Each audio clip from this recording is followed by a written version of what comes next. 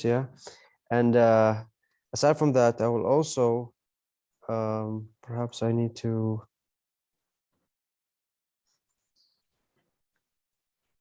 all right. So yeah, thank you. Thank you very much for having me back so quickly. And Is it recording now, Dr. Ali? Make sure yes, it's yes, great. it is. Yes, Okay. it's recording. Okay, thank you. I will try to share the slides now. Perhaps I can share the slides. Yeah, it's look fine. We can see it. Looks fine. Is it still clear? Now it's in full presentation mode. Is Yeah, it? yeah, now it is. All right then, yeah. So yeah, thank you, and thank you everyone for your attendance. This is a webinar or seminar on artificial neural networks and its application in solar energy technology. So I've worked with solar energy most of my research career, but however, recently I've been working with artificial neural networks, which is a very interesting topic, and I thought I must share some information about artificial neural networks, artificial intelligence, deep learning, and so on. So the contents of this seminar would be artificial neural networks, and then regression, and then performance prediction for solar energy technology. So we're going to go through them by one. So artificial neural networks, we're just going to go through the general framework of what is AI, so artificial intelligence, what is machine learning, what is artificial neural networks, and finally, what are the deep learning, what is deep learning. And so if you look at this slide here, you can see almost like there's an umbrella in front of you, or like a big box.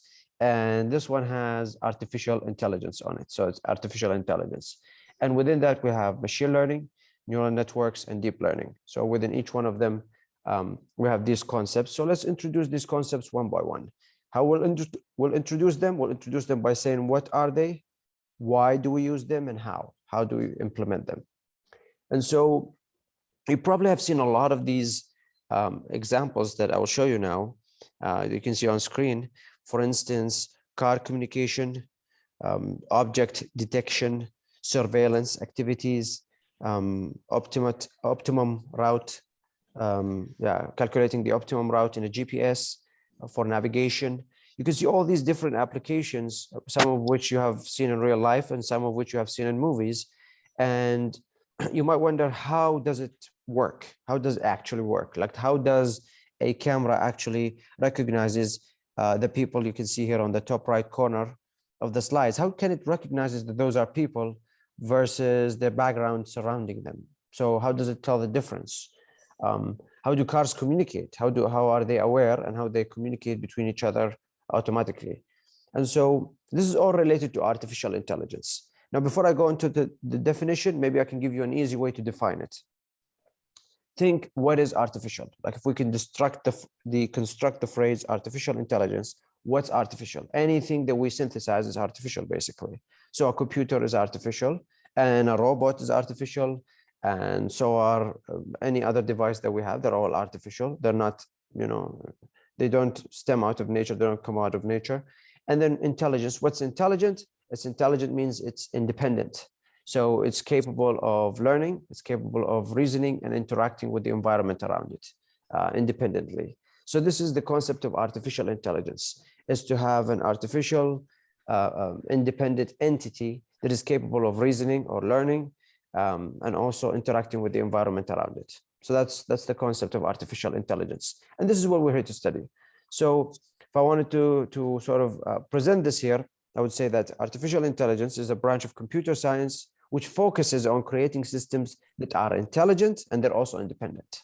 So, and so then why would you want to use AI? Well, why would you want to use automation? You want to use it because you want to enhance the speed, the precision, and the effectiveness of human efforts. Think of it like this. If you have a factory and you are pushing boxes, you're producing boxes, whatever those boxes are, well, there's a difference between a company that can produce 10 boxes and a company that could produce 100 boxes. This scalability element is possible through automation. And then the more that we have control over this automation, the better it is. And so if we have more speed, if we are more precise and more precise and effective in achieving perhaps this particular outcome or desired effect, then certainly we will have more, let's say, economic returns, we will have more success, and so on. And this really applies everywhere, not just in pushing boxes, but in welding operations, in manufacturing processes, and whatnot. So how is it implemented? AI, or artificial intelligence, can be developed through learning, either symbolic learning or data-based learning. Symbolic learning is through symbols, and these symbols are interconnected through schematics and whatnot, or data-based, as in statistical methods, perhaps. Not perhaps. So then, what is machine learning? So then we said that this is a big umbrella, and this umbrella is artificial intelligence, and within this umbrella we have machine learning. So what's machine learning? Machine learning basically is using learning paradigms in machines to achieve patterns of recognition and other human functions. What do I mean by that? Well, I mean, think of what humans do. We recognize patterns, we classify and cluster objects, we anticipate the occurrence of certain events. We have this sort of intuitive sense. So then we have that through learning. So we go through an experience time and time again, and then we come up with conclusions. So this is how we learn, and this is sort of how machines learn too, or any object would learn. So why would you want to use machine learning? You want to use it so that you can utilize more data and dimensions of data to perform functions that, such as pattern recognition. So what do I mean by pattern recognition? So let's say you are walking somewhere and it's at night and there's a rope on the ground for some reason. And let's say the wind blows by and the rope starts to move. You will immediately step backward because you recognize a pattern, and this pattern is similar to the pattern of a snake, right? That's dangerous. So now you've, once you realize that it's not a snake because it doesn't have the characteristics of a snake, you go, okay, so then we're safe. There's no problem here. And so this is pattern recognition, when you recognize certain patterns. And so is recognition of objects. So if you can tell the difference between dangerous birds and not dangerous birds, or dangerous animals and animals that is safe to be around, and so on. So this is an element of pattern recognition, and this could apply in statistics, could apply in business, could apply anywhere. And so how is machine learning developed? It's developed through what we call statistical learning or deep learning, which we'll also get into. So what is the current state of AI? That's the question that this slide will attempt to answer. Well, artificial intelligence, currently, there's lots of applications that utilize artificial intelligence. Let me give you an example. Text AI. So text recognition, for instance. So if you write a certain text and it recognizes it through visual, let's say if you take a photo of a text and you write something down and it immediately recognizes the letters and understands them, right? Speech to text conversion. So let's say if you say something onto the phone and then it will convert what you just said into written words. Well, how does it understand that? So how does it understand what you're saying? I know how I understand it. So if I say to you, write A plus A equals to B, you can do that. But how can a machine do that? That's what we'll try to explain today. So speak to text conversion, that's another example of text AI. Machine translation. So this is almost like if you were to talk into your phone and then it will translate what you just said. This is machine translation. So then how can it understand what you're saying, and how can it translate what you said, not just direct translation, but actually good quality translation. And then all kinds of content generation capabilities. I think I've read about a text AI that was capable of authoring a book. I mean, this is a remarkable achievement that a computer can author its own book in this case. So that's one example of AI, artificial intelligence. Another example is visual AI. So that's like computer vision and augmented reality. So for those of you watching, you could be using Snapchat or you could be using Instagram, and you see when you're having the selfie, you're taking a selfie or whatever, and you try to apply the filters. And then you can do some kind of a filter like a funny mustache filter. So then you'll have this funny mustache shown in front of you. Well, this is augmented reality, right? You're taking a video of reality, but then you are augmenting the reality. or for those people who played, let's say, Pokemon Go, right? You take a video of the environment around you, and then suddenly a Pokemon 3D diagram comes up, or visual comes up, and it's an augmentation of reality. So this is another example of visual AI. There is another one, which is interactive AI. So what do we mean by interactive AI? Well, you probably have gone through this before. If you go to certain sites, immediately, the moment you enter the site, a chat box will appear, and it will say, for example, how may I assist you, for instance. And if you write something, it will actually reply to you. These are called chatbots. So they're capable of having a conversation with you. And the same thing happens with smart personal assistants like Siri and whatnot, right? You make a request and then it will reply to you. And then there's this sort of element of predicting and sort of element of interaction. And so here you can see the independence of this artificial, let's say, entity. So it's independent, it's capable of reasoning, and it can sort of correspond with a human being. And you will see this a lot moving forward in the future with assistants for, let's say, for IT issues and whatnot. And you could actually be having one right now. You could actually be having, you could be chatting with someone thinking that they're human, but they're actually an AI. So you really wouldn't know in many cases. Functional AI is another example. For instance, the maintenance of breakdown in machines after spotting errors.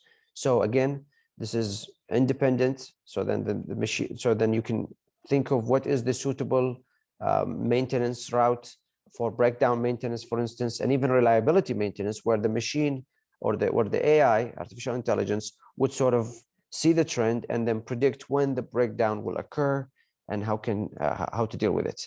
Another element of AI is analytic AI, which is related to sentiment analysis and supplier risk assessment.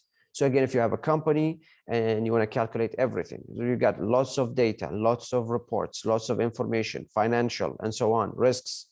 And so how can I quantify all of these? How can I deal with it statistically? How can I predict what is the best route for, let's say, financial returns, ROI? And so then how can I minimize risks? Because we're in the business of risk minimization. So then here you can see different, there's lots of data, and it's very hard for a human being to deal with this data. It's extremely hard for a human being to deal with this, and lots of errors might be introduced during the process. And so then one of the best solutions to this is to implement an AI methodology. So here I can almost assure you that the company with AI would be years ahead of the company without AI. So this is something to consider when we speak of AI. So those are mainly the main 5 categories of AI. There is a general artificial intelligence, the concept of a general artificial intelligence. We will not get into that. And then there is a moral aspect to this concept of artificial intelligence, which is, lots of questions related to morality, and also related to its effect on humans, the negative effects it has on humans. This is also outside of our scope today. We merely want to see how it works, why should we use it, and how to effectively use it in solar energy technology. And so again, artificial intelligence, as I mentioned, symbolic learning, machine learning. And in symbolic learning, you could have computer vision, right, through symbols. And then with machine learning, you can have an element of pattern recognitions. And with the machine learning, we have what we call neural networks, which are networks that mimic the functions and mechanisms of a human brain. And within those, we have what we call deep learning. So far, artificial intelligence and all the examples that I've mentioned of artificial intelligence, there's the old school, which is symbolic learning, and then there is what we have today. And prior to now, these artificial intelligence would either have learning capabilities or reasoning capabilities. However, in modern AI, we have more of a combination of both learning and reasoning. So meaning that it's able to give explanations and can manipulate complex data structures as well. So doing both at the same time. And from that, we can take a look at symbolic learning. So then you can see how a human being would react when you would use your eye. So this is vision, right? You're using your eyes, a sensor, you're sensing the environment around you, and then you're interacting to it. And so then you see a certain process. For instance, you see an object and you identify this object. You identify this object, and you can know the distinction between the object in the background and other objects. And also you can classify this object. So you might look at a falcon and you might say, oh, this is a dangerous animal. It can fly, right? And so this is a dangerous animal. And so then you see or observe any process.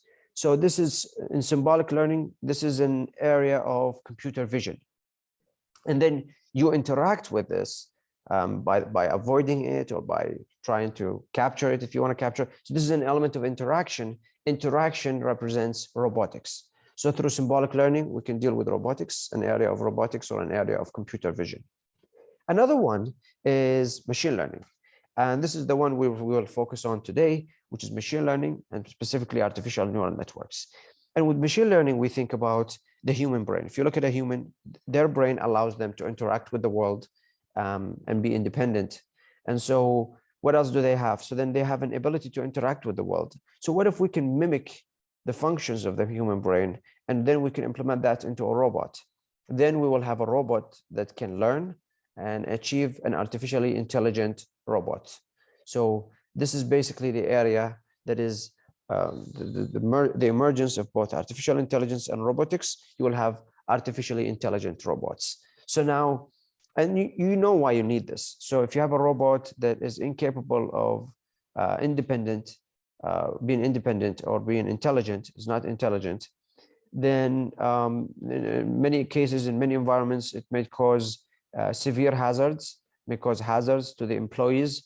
You know, you want the robot to carry a large object as opposed to carrying your colleague, for instance, or whatnot. You want it to be able to detect faults, detect errors, and be able to deal with the environment and not having to reprogram it every now and then. And so if we look at a robotic system, it is composed of sensors, just like humans. We have sensors. I have vision through my eyes, and I can hear sounds. And so then we have all these different sensors, these 5 sensors and whatnot, all these senses that allows us to gauge the environment around us.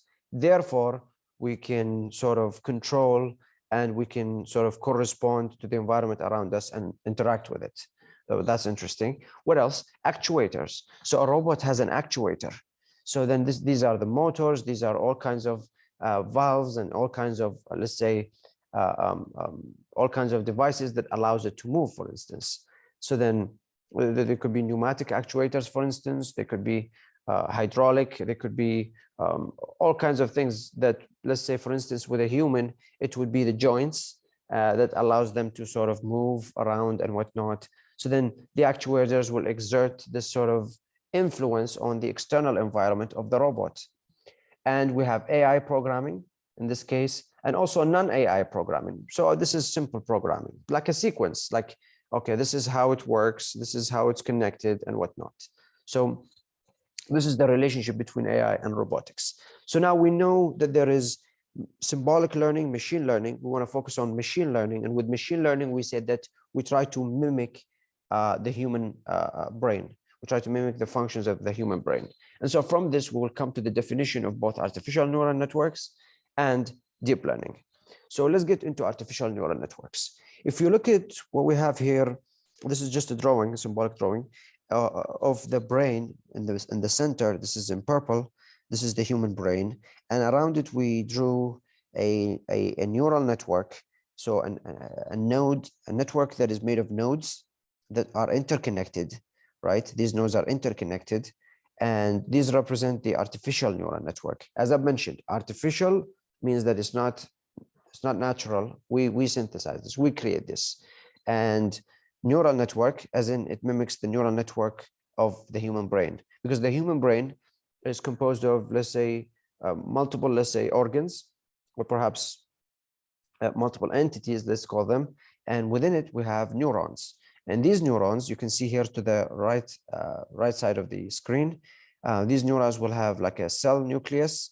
They will have an axon, they'll have a synapse, they will have an axon terminals, and they will also have the cell body. So they have the cell body, and they're interconnected between each other, and they would actually fire signals and then send these signals from one neuron to the next neuron. And this happens if you excite them. So for instance, let's say you want to, excite, let's say you're talking to a little kid, there's a little child, and then what excites them is candy. So then you give them candy, and then they become happy, and then they would act in a certain manner. Well, the same thing happens with the neurons. So then if you meet a certain threshold for these neurons, then they will fire. So they will send a signal, and these signals will sort of propagate from one neuron to the next until there is a desired effect, for instance. So then for a human being, when they see candy, let's say, some neurons will fire, for instance, and then they probably want to have that candy or whatever. So or the desire for that candy and whatnot. So we thought, well, what better way for robots or for any other device to achieve this reasoning or learning capabilities than to take it from human beings who are already achieving this learning and reasoning capabilities. And so then we mimic this structure of these neurons within these neural networks. So then the motivation for having an artificial neural network is that what we have already, which is linear machines, they do linear operations, is not satisfactory in many real world situations. So just again, programming a robot for a very simple program to do, let's say it's a robot that is responsible for collecting data, then ultimately it will reach its limitations. But having it to be independent and capable of collecting the data, but also interacting with the real world is perhaps way more satisfactory and beneficial for humans. So then what else we're trying to achieve? Well, character recognition, prediction of future states of system, and both of which require massively parallel and adaptive processes or processing. And so from this, we know that the advantages of artificial neural networks through experiments is fast decision making, which is something you want, especially when you're scaling in any process, or especially if you're dealing with a dangerous situation or an emergency. And then you need great capacity in predicting models and also diverse applications. And by diverse applications, I mean, pick your field, whatever the field you're talking about: economy, business, engineering, medicine, engineering, civil, electrical, mechanical, any field of engineering, then you would require artificial neural networks and artificial intelligence. But yeah, so what are the components of a neural network? So if we have a network, how can we have a complete network? What are the components that we would need? Number one, you need a set of processing units, a unit that can process essentially, which is neurons. So a neuron, a single neuron, as we go back here, I show you, this is a single neuron. To the left, you can see it. This is a, let's see if you can see my screen. Dr. Hussein? Just quickly, can you see the mouse hovering? I cannot hear you. I cannot hear you.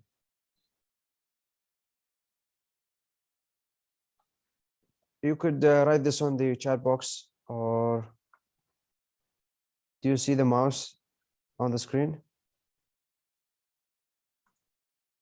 Okay, perfect. Thank you. Thank you. All right. So then this will help me to point things. Yeah. So yeah. So then again, this is a neuron. So this is a processing unit. And these are all different processing units. I think you couldn't unmute because I unlocked it. Yeah, I locked it. So sorry. Yeah, sorry for that. So then next would be what? So a set of processing units, and then you have a state of activation per unit. So every unit would activate according to a certain state. So that's another one. And then we have the connection between the units. As you see here, there's a connection between each unit, right? And then we can assign weight for every connection that we have. So then we have connection between the units. We will have a rule for how the signals will propagate, a propagation rule, and then a function for activation. And this function could be really anything that is nonlinear. And we have an external input for every unit. It will have an input to it, and then a learning rule, and then the environment that we put this neural network within. like software environment or whatnot. So here we can show you an example of a neural network where you can see this is the inputs. Those are the processing units, right? And this is the weight for everyone, for each input. And these weights you can assign randomly at the beginning, you can assign randomly, but then through certain techniques like backpropagation, you can sort of optimize this, but you can just assign any value. So I'm going to put any weight for whatever input that I want. And then there's the connection between the nodes. All of these nodes are connected to one node. If we had another node, they will also be connected to the other node, and so on. And so then it goes to the input function, which is basically a summation. So it's going to sum. So then if this is 1, it's multiplied by 0.2. So 1 times 0.2 is 0.2. And then if this is 1 multiplied by, let's say, 0.4, then it's 0.4. So 0.2 plus 0.4, that's 0.6, and so on. This is just sum. So it's a summing function, and it will send a signal that is the output of the summation. And then once we have the output of the summation, then this output will go to the activation function. And if it meets the threshold, so let's say that their sum is a negative value and it doesn't meet the threshold, so then it will not activate. But if it meets the threshold, or if it exceeds the threshold, then it will activate. And the function itself could be any nonlinear function. Some of the functions that we know, I will show an example of some of those functions, and then it will go on to the output. So this is how it works. This is how you can construct a neural network. So then here I'll show you some of these activation functions, like the sigmoid function, 1/1 plus e to the power minus x, or tan hyperbolic x, or the ReLU function, and so on. So ReLU, for instance, below 0, its value is equal to 0, and then above 0, its value is equal to x. So it's a piecewise function, essentially. Yeah. So how are these useful, and how is this neural network useful? Well, let's say I do the following. Let's say every one of us has their own font, and you can see different 4s. This is a 4. I can recognize that this is a 4, and I can recognize that this is a 4, and also this is a 4, although it's tilted sometimes it's magnified, sometimes it's smaller, sometimes it's just a bit crooked or whatnot, but I can still know the difference between a 4, a 4, and a 4. And here there's an 8, and I can see that the 8 is also surrounded by some kind of lines, but I can identify and distinguish the 8 easily. And all of you can do that as well. And you can do it with the 3, with the 4, with the 4, with the 3, and also with the 3, kind of here. Yeah, the 3. So how do we recognize these? Well, because our brains have been subjected to so much data of 4s and 3s and 2s and 1s all throughout our life that whenever we see a number 4, we immediately classify it as number 4. So if I showed you a number 4, and then I said this is 4, and then I showed you a different one, and I said this is 4, I'm giving you both the input and the output. So I'm telling you this is 4, and I label it as 4. And then I show you another one, and I label it as 4. And I continue to do this so that your brain has trained to enough scenarios, your brain has absorbed enough experiments or experiences and scenarios that in the future, when it sees a variation of this, it can actually map it out into a 4. So this is what happens. So then here we can see how the computer would then, let's say, for instance, it could have a code, and this code could say something like, or like an approach. And this approach would say something like, everything in this photo, if it's white, then it's 0. And if it's black, then it's 1. And so then it maps it out into 0s and 1s, because that's what computers deal with, binary, 0s and 1s. And it does that for the second photo, third photo, and so on. And then we'll continuously do that. And then we'll see sort of the observed trend from this, the observed trends from this. And so then this is how it learns. And so speaking of learning, now we discuss learning paradigms. So again, you could have an input, and this input could be a vector, like let's say numerical data that you have recorded, could be images, right? And a representation of those images could be a video or a bunch of videos. It could be text, could be time series data, like temperature values. Let's say you go and you record temperature values for your final year project, or forces or voltages or whatever.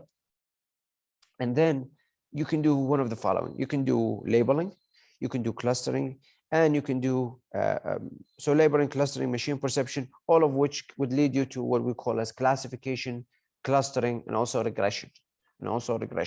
So we'll talk about these three along with reinforcement learning. So one of them is classification. And what we mean by classification is, let's say that you are provided with certain data, and you can actually identify this data and put them into a category and then compare them into data of another category. So an example of that is that if I show you an example, let's say, of a dog and a cat, you can actually distinguish between the dog and the cat. So you can actually tell the difference between both of them, right? And this is an element of classification. You just classified one living creature and put it into one label, and then another living creature in another label. And so what we essentially do, how we train it, is that we create a correlation. So we have the input data, and then we create a label, and we assign this label to the numerical data. So then if you see, let's say, you want to identify, let's say, dangerous levels of voltages for a particular application. And so then you say, for all these voltages, if we assign a label to them, and we say these are dangerous voltages. So whenever the machine recognizes these voltages, for instance, it would immediately classify them as dangerous. But so now you're providing both the input and the output to the machine. So this is basically, you are supervising the machine. And it's similar to how you teach a little kid, for instance. So if you have a little kid or a little baby, and then you can sort of tell it, like, for instance, you can show it something, like, again, you can show it like a color, like the color red, and you say, this is red. You show it the color, and that's the input, because it gets it through its senses, through its eyes, through its vision. And then you are supervising the learning by providing a label to this data, which is the color red. You say this is red. And so then you continuously do that until the kid knows the color red and distinguishes the color red from the color blue, from the color green, and so on. Well, the same thing happens for the neural network.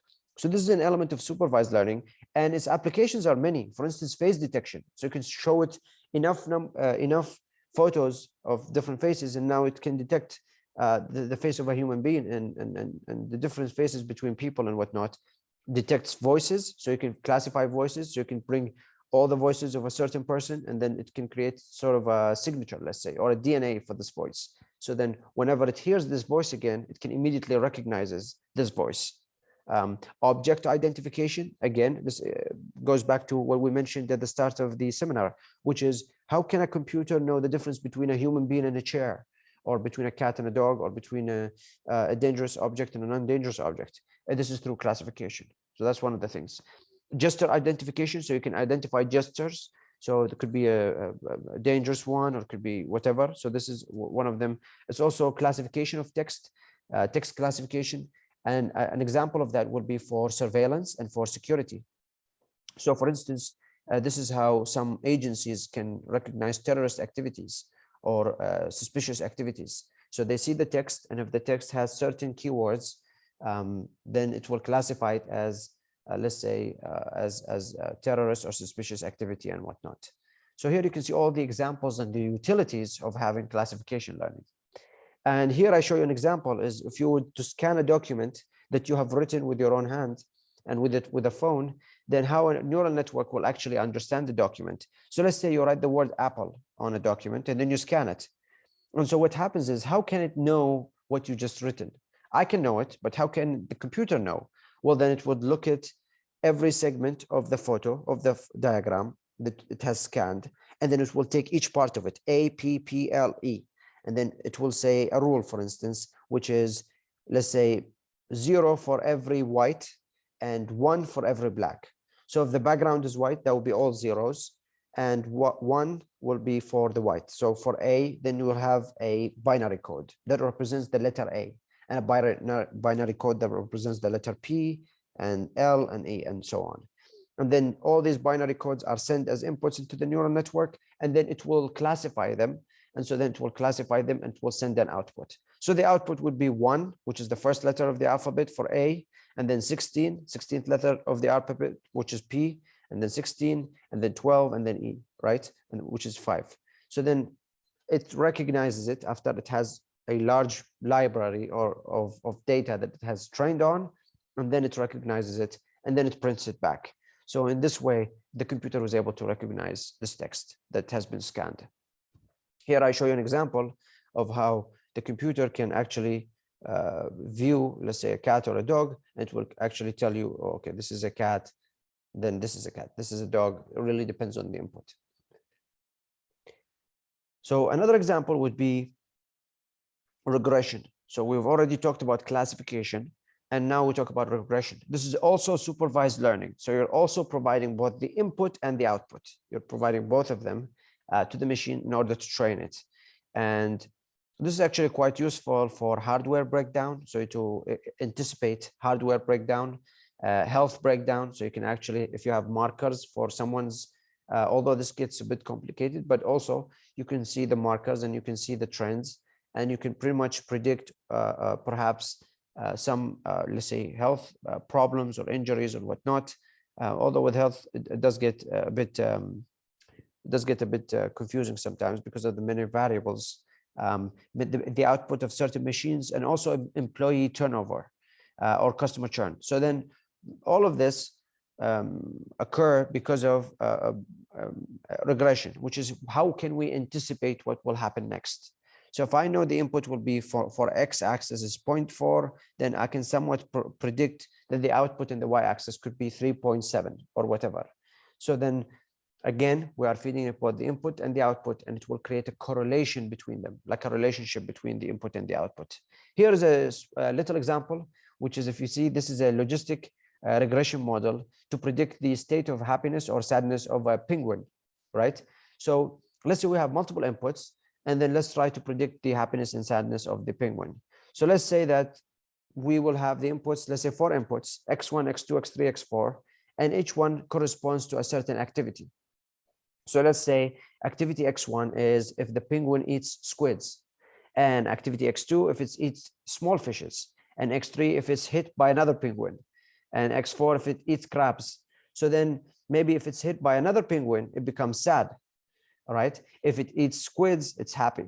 If it eats small fish, it's happy, and whatnot. So then we can predict these states. And so then we can have an activity score for each one of them, for each one of those activities, and we can assign weights, and then we can see the target. And then from that, when we have all of these inputs, we can actually predict the state of the penguin. To some degree, we can predict the state of the penguin, that is more happy or less happy and whatnot. So this is the regression, or an example of regression. The third one is clustering. And what is clustering? Clustering perhaps is the one that is unsupervised. It's unsupervised learning. So no need for it to be supervised. And the idea of clustering is, if I told you, for instance, if I told you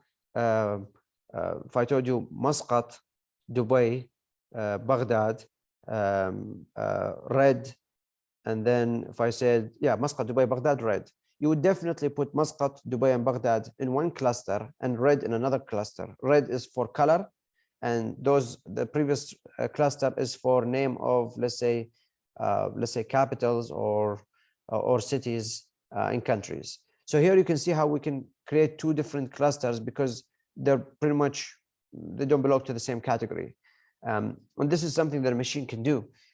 Here, just to simplify it, let's say here it created 3 clusters: cluster for red, cluster for blue, and cluster for green, which represents different data. I don't know what the data is, could be anything. So then here it created different clusters. And in this case, it will figure it out on its own. It doesn't need you to provide an input and an output. So it's unsupervised learning. You just provide it with enough data that will start to categorize each one of them according to its approach. So this is very useful when we are comparing documents, images, and whatnot, to find, let's say, similar items. Or let's say we have lots of documents, and then we want to put a cluster for documents that are related to the costs, documents related to technical, let's say, criteria and whatnot. And also it helps us to detect anomalies or unusual behavior, because definitely an unusual behavior would be in a cluster of its own, right? So this is a good way to detect those, which is quite useful in many applications. Here you can see an example where Canada, America, Germany. So Canada and America are in one cluster, and this is North America. And then we have what? Germany, United Kingdom, and France. This is Europe. That's another cluster. And then Australia is a third cluster. This is countries cluster based on geographic proximity, so how close they are geographically to each other. But it could also cluster them differently. It could put the United States, Canada, Australia, and the United Kingdom in countries that speak English, or their official language is English. That's one cluster. And then we have France and Germany in another cluster, which is countries that don't speak English. So this is the concept of clustering, and how a machine would have raw data, and these raw data would enter into the algorithm, and then from that, it will create a cluster. So this is what we pretty much deal with when we speak of. So now you can see all the different data are classified into different clusters. The last one is pretty much reinforcement learning. So what is reinforcement learning? Well, this is mostly related to robots and related to cars and whatnot. So you can hear of a concept of self-driving car. Well, how is this sufficient? Reinforcement learning would be the same way you would train a little kid, or the same way you would train a dog, for instance. So if you want to train a dog, let's say to sit down, then you can ask it to sit down. And if it does the desired request, which is sit down, then you can reward it by giving it a cookie, right? And if it does it again, you can also give it another reward and another reward. And so then now it learns that when you tell it to sit down, it will sit down, because now it learns how to do it through reinforcement. And the same thing with a child when you want to encourage them to do something. So we have an agent here, which is the robot, and we ask it to do, as I say, some kind of an action to the environment. The environment is whatever that surrounds the robot. So maybe the action is to move forward. And let's say it moves in a certain way. It could be forward, backward, whatever. And if it moves in the desired way, then we provide it with a reward. And we interpret how it made the action, and then we provide it with a reward. And then there is a new state. And then it will continuously do that. And this is actually, you can go on YouTube and you can write reinforcement learning, self-driving cars, and you can see amazing examples of cars that can drive by themselves through reinforcement learning, or games that can actually defeat humans, customer management, adaptive traffic signal control, and whatnot. So here I can show you an example. This is the robot. It goes to the right. It's obviously not going to the correct route, so it doesn't receive any reward. It goes upward, it's receiving reward. It will continue to go in the right direction because it continuously receives rewards when it goes in the desired direction, as opposed to when it goes in the wrong direction, then it will not receive reward, and so on. So this is pretty much reinforcement learning. There's obviously a lot more into it. So learning paradigms, we can classify those into supervised learning. This is when we provide both the input and the output. We can also say that it's unsupervised learning, and we can say reinforcement, which is not input and output, but it's more of a reward scheme. And here you can see sort of the example for the classification, how it can classify, let's say, your emails. So it can tell you this is a spam email, this is not spam email. And so then again, you train the network by providing it with lots of emails, and then there's lots of outputs corresponding to them. And then you can say, okay, if you see this kind of email, then it's probably a spam, right? And so on. So this is an element of classification. What about regression? You can actually predict the prices of houses, right? Based on the feature. So whatever the feature is.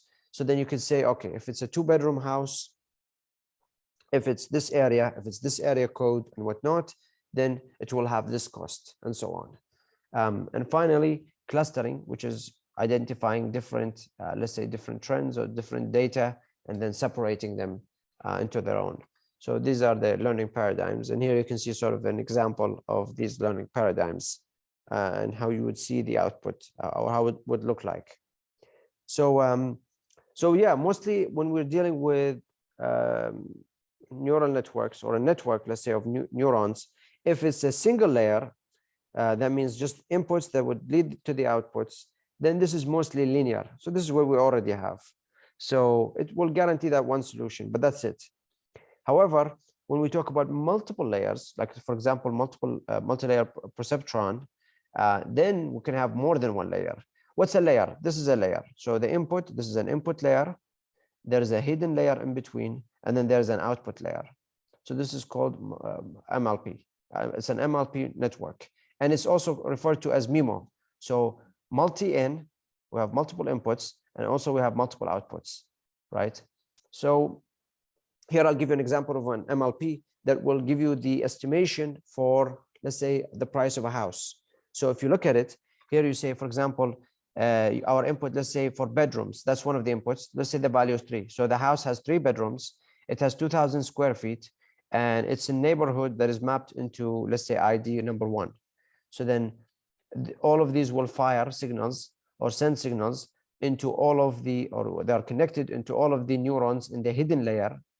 And then the output of the hidden layer will go into the output, and then you will have your final price estimation for the house, for the cost of the house, depending on your inputs. So this is an element of regression. So again, what I've explained before, which is the inputs, the weights, the summation, or what we call the transfer function, and the activation function with its threshold and activation. All of this really describes this, part. And then the output is there. So this is how you would see a neural network. So in the future, if you see something like this, now at least you can sort of identify it, and you can sort of understand how it works and whatnot. And so you can have a single layer for, let's say, clustering, or you can have 2 layers. So instead of having a single hidden node or hidden layer, you can have 2 layers, or you can have 3 layers in between. So for the hidden layer to be 2 layers or 3 layers, if it's more than 1 layer, we call it deep learning. So generally, we call it deep learning. So this is what we have if we have more than 1 layer. And so let's leave these definitions. And so from this, we can actually train our neural network.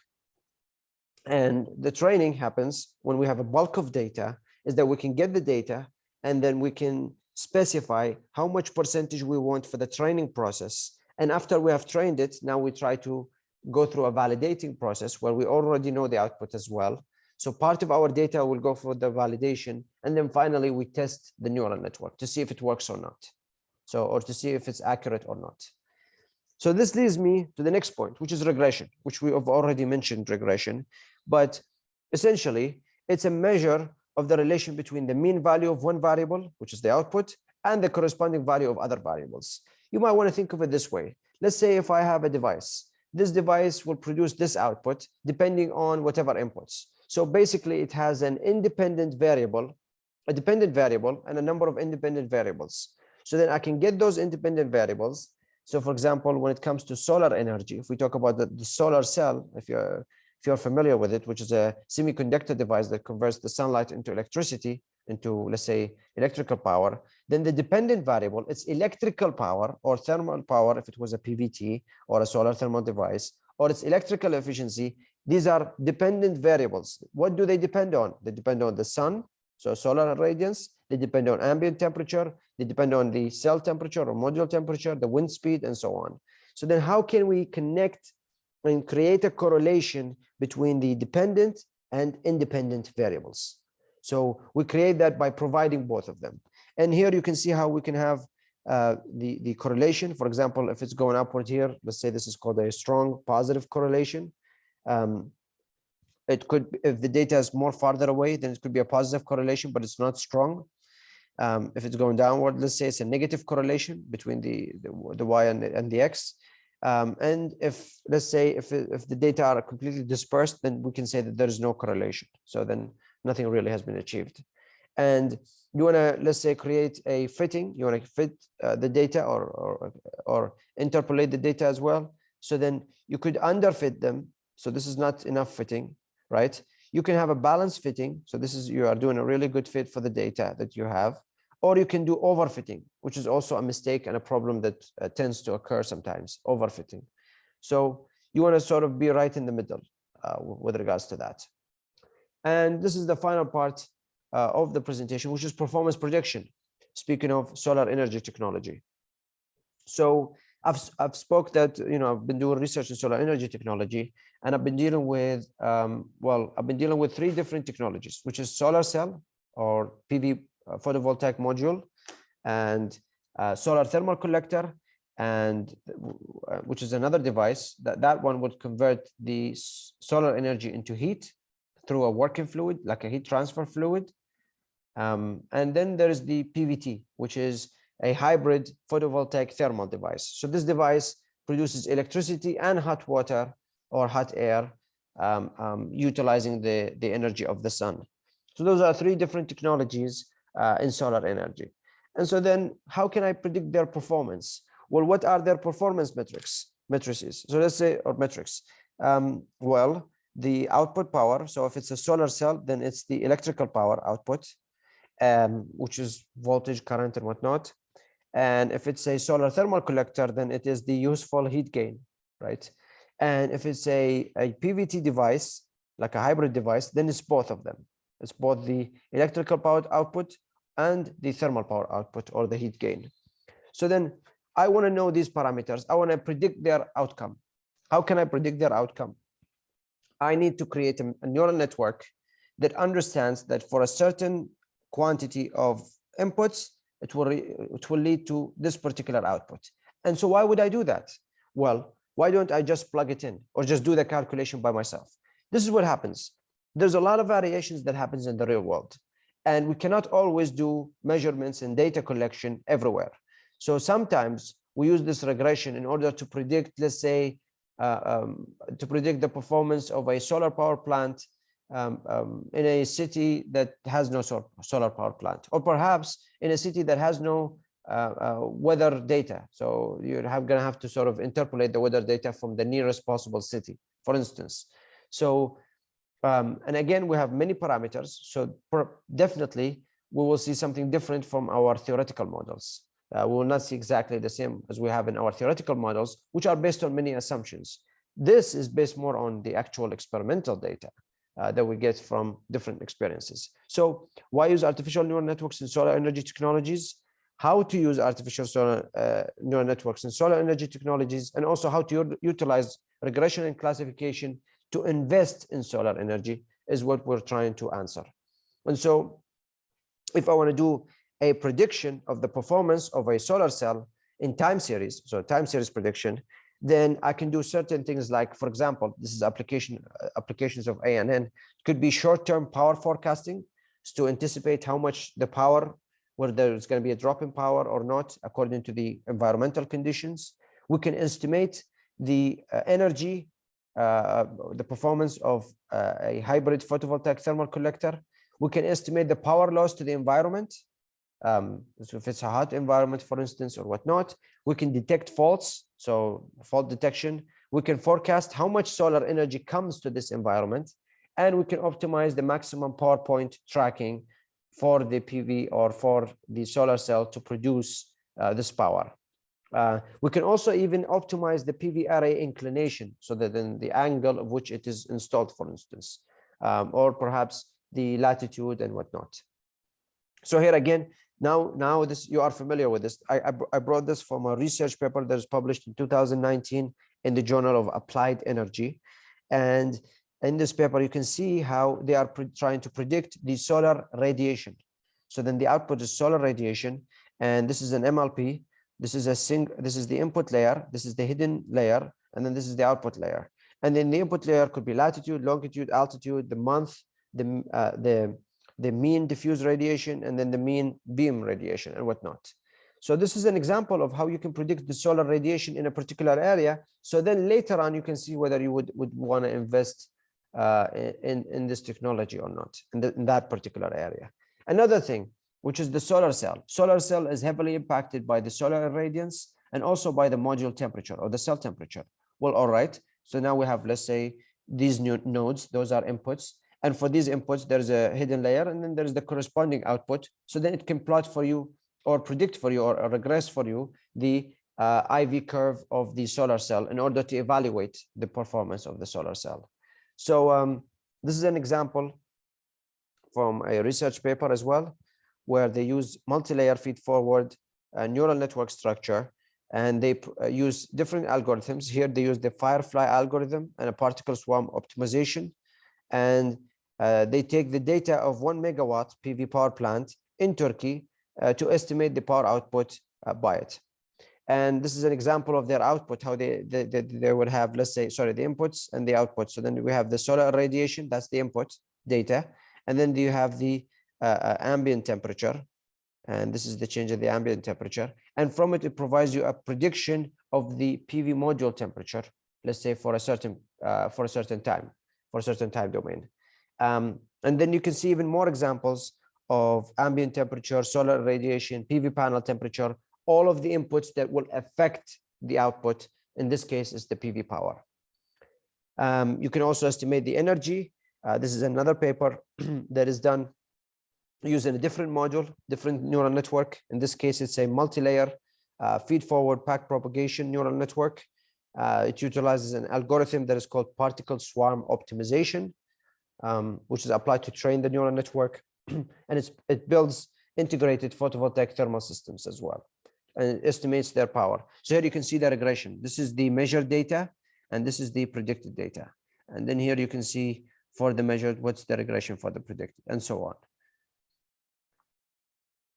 And so you can see a positive correlation, strong positive correlation and whatnot. And here you have, let's say, all these different inputs. These are the training data sets. And so this leads me to an important piece of, let's say, it's almost like a cliche in data science, but it's something that is always used, which is in data science, we have a rule. And the rule says garbage in, garbage out. Meaning that the quality of the data is extremely important.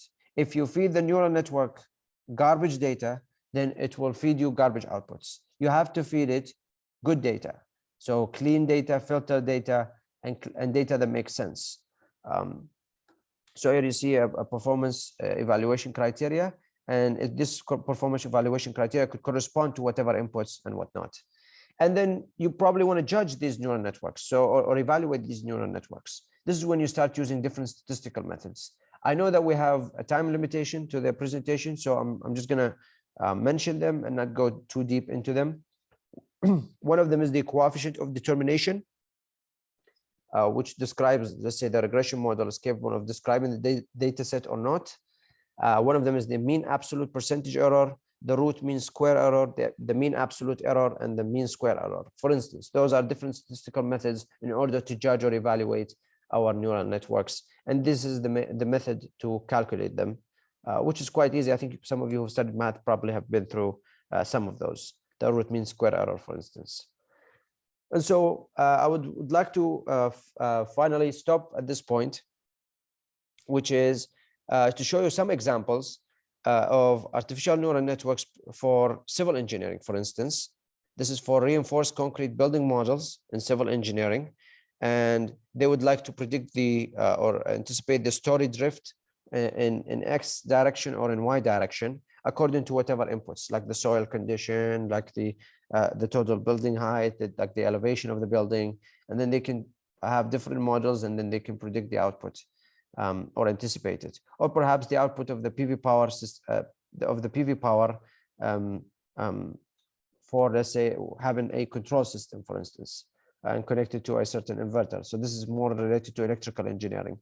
You could also have something related to mechanical engineering, like predicting the impact of rolling dynamic compaction using dynamic cone penetrometer test results. So again, you have all these test results. They will go into the input, from there to the hidden layer, and then finally to the output layer, and so on. And also in control engineering. So if you are studying control, so then if you have a control system, then you can optimize your control system by having, let's say, a neural network as your feedback. So then now you have a better feedback and predictors for that. At the end, I want to thank you all for listening to me and for attending this seminar. I would like to first unmute, let's say, right then. I hope that you can hear me, Dr. Hussein. Okay. Thank you, Dr. Ali, for intensive and interesting presentation. Really, many things, many points have been discussed related to artificial intelligence and artificial neural network. I expected that you will try to show some of your results. However, hopefully you send us some of your copy of your papers related to artificial neural networks, and I know that there are many. I think we don't have enough time, so I will stop talking and give the chance for our students to ask questions. Yeah. Please, you can ask in Arabic or English. He can answer in Arabic. Okay, it's fine.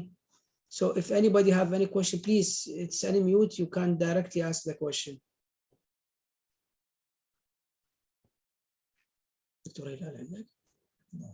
Really? I think it's. Assalamu alaikum. Wa alaikum salam. How are you, Dr. Ali? How are you, Doctor? How's everything? Great to see you. Fine. How are you? It's a very nice presentation. Thank you for your time and presentation. I would like to ask how you can integrate this one, artificial intelligence, into the communications. If you heard about Li-Fi solar cells, it is possible. Yeah, definitely. Yeah, that's also one of the applications. I've not been through this process before, but certainly regression of let's say, I don't know, the accuracy of the signals, the continuity, the reliability of the network, all of which can go through a regression model or a statistical model. This could be tackled from an electrical engineer's point of view or from a control engineer point of view, because both work with these systems as well. So both are working with these systems. So I would say that I would say that any example of having a dependent variable and independent variable and running test data where you can actually control or measure the inputs and the outputs, you can definitely create these regression models, and you can definitely train a neural network and try to improve its algorithm. Yeah. Yeah, thank you very much. Yeah. Engineer Afifa, Engineer Fatma, Engineer Shamsa, if anybody have a question, it's fine. Engineer Mariam, Malak.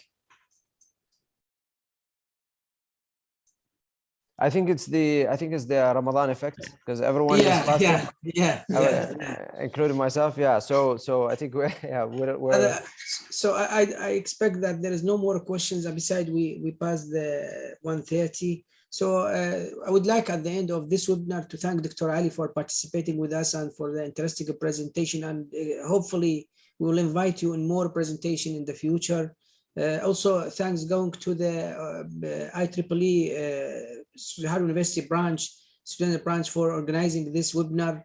And I leave the end for you, Dr. Ali, to close this one. Yeah, well, yeah, thank you very much, and thank you for having me back so early. I really appreciate the opportunity, and I would like to thank IEEE Oman branch, Sahara University. You guys are doing a great job, and all these activities I think are quite useful, and having more experiences from outside, I think that's definitely on the right track. I wish if I had those venues when I was an undergraduate, but now I think this is heading in the right direction. Yes, if there is any other questions about artificial neural networks or about PVT technology, solar technology, please do not hesitate to email it to me, to my either official email at AOIS or my private email. Yeah, and thank you for your attendance. Thank you for having me. And I hope that we can meet again in the future. And have a great day. Have a great day. You too. Have a good day. Bye-bye. All right then. Bye-bye.